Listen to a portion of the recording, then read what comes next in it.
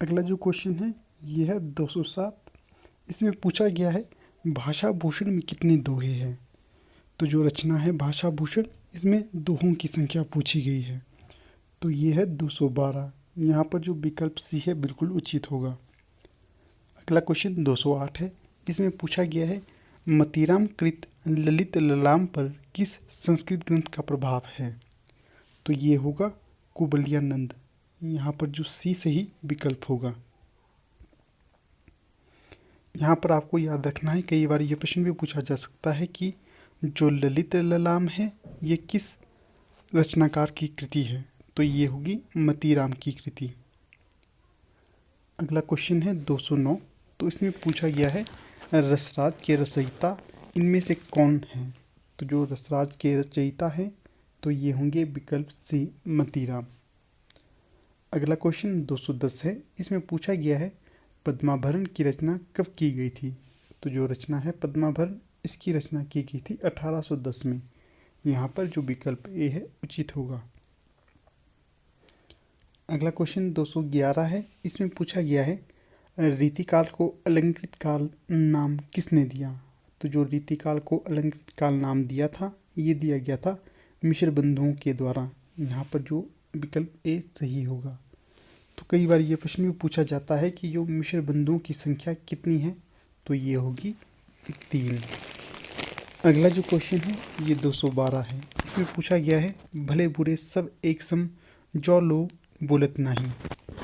तो ये जो पंक्ति है किसकी है पूछी गई है। तो ये जो पंक्ति होगी ये होगी वृंद की। यहाँ पर जो विकल्प डी है उचित होगा।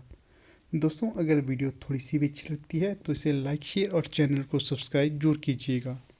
अगला क्वेश्चन 213 है। इसमें पूछा गया है अनियुक्ति कल्पद्रुम नामक ग्रंथ के रचयिता कौन है। तो जो रचना है अनियुक्ति कल्पद्रुम, तो इसके रचनाकार होंगे यहाँ पर विकल्प सी दीनदयाल गिरी।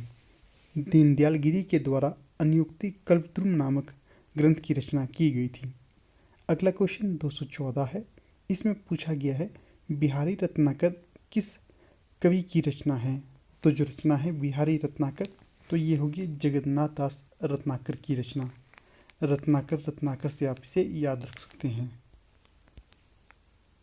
अगला क्वेश्चन 215 है। इसमें पूछा गया है हिंदी के किस कवि को संस्कृत के नागेश भट्ट से जोड़ा जाता है। तो जो हिंदी के कवि हैं ये होंगे विकल्प बी सेनापति। जो सेनापति थे इन्हें संस्कृत के कवि नागेश भट्ट से जोड़ा जाता है या इनसे इनकी उपमा की जाती है।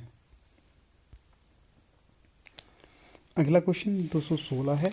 इसमें पूछा गया है महाभारत का दोहा छुपाई शैली में अनुवाद किस कवि ने किया था। तो जो महाभारत ग्रंथ है इसका दोहा छुपाई शैली में अनुवाद किया गया था सबल सिंह के द्वारा। यहाँ पर ए सही विकल्प रहेगा। अगला जो क्वेश्चन है ये 217 है। इसमें पूछा गया है कि जो पद्माकर के जगविनोद में कुल कितने छंद हैं।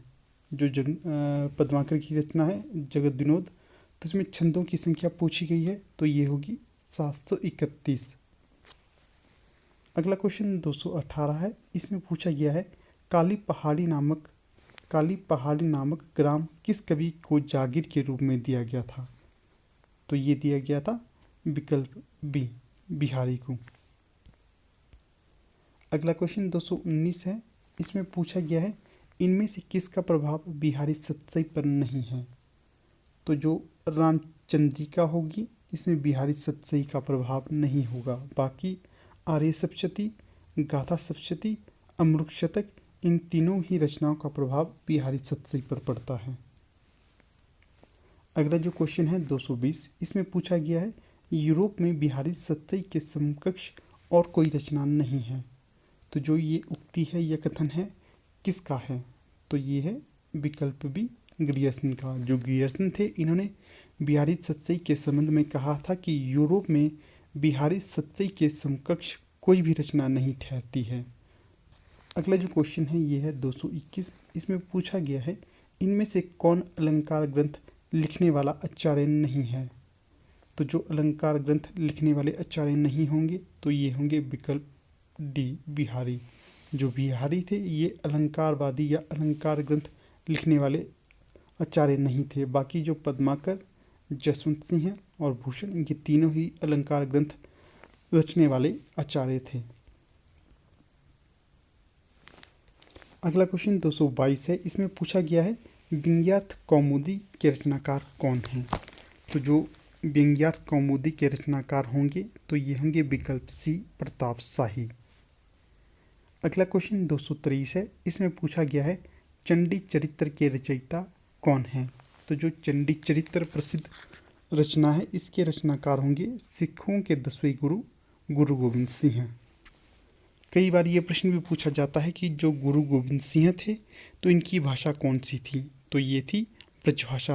आपको ये भी याद रखना है कि कई बार किसी भी रीतिकालीन कवि के बारे में पूछा जाए कि इनकी भाषा क्या है तो ये अधिकतर ब्रज ही होगी, क्योंकि अधिकतर रीतिकालीन कवियों ने ब्रजभाषा में ही अपनी काव्य को रचा है। अगला जो क्वेश्चन ये 224 है। इसमें पूछा गया है भाषा पर जैसा अचूक अधिकार इनका था वैसा और किसी कवि का नहीं। घनानंद के विषय में ये उक्ति किस आलोचक ने कही है। तो ये कही है आचार्य रामचंद्र शुक्ल के द्वारा। तो ये मोस्ट इम्पॉर्टेंट प्रश्न है, इसे याद रखिएगा।